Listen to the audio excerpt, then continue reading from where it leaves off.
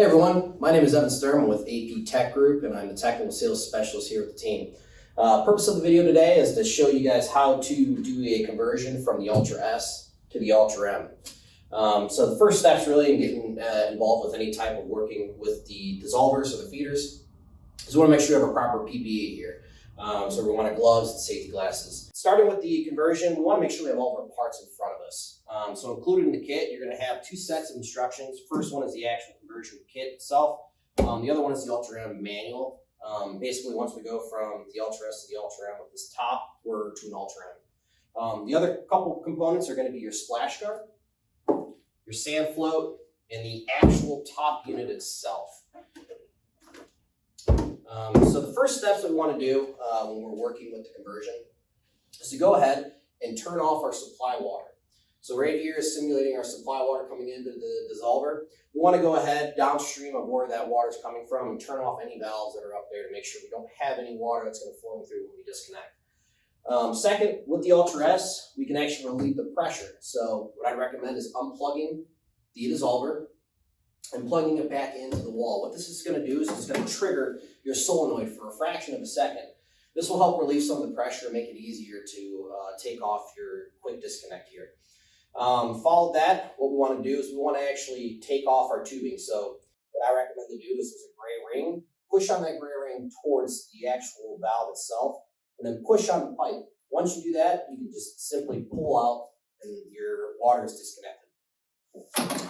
Once we have that, we want to disconnect our power. So the power is going to have a screw terminal on it. Unscrew that and unplug your power. You no longer need this. You can use this as a spare part or just pitch it. Followed by that, we want to disconnect or take off our front cover and remove any product that we have inside of the dissolver. Set this aside because you can still reuse it. Once we have that done, simply open up the latches on each side. Those lift up. This is the whole Ultra S section. You can go ahead and set this aside. Use it for parts, or again, you can pitch it. Next, going from the conversion now, what we want to do is we want to take our splash guard. This is going to extend the overflow that is inside of the dissolver reservoir. So we want to go ahead and insert this. It's going to be a pretty snug fit, so as you're putting it in, give it a twist action, and that will go ahead and assist it going all the way down.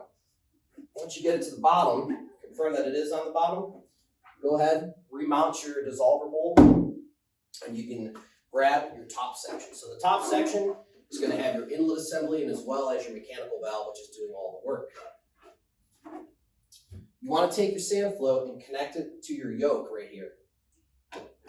That clicking action means that it opened up the valve and it's ready to refill. But we're not there just yet. You want to go ahead and set your top on. Put your latches down. That will lock into position.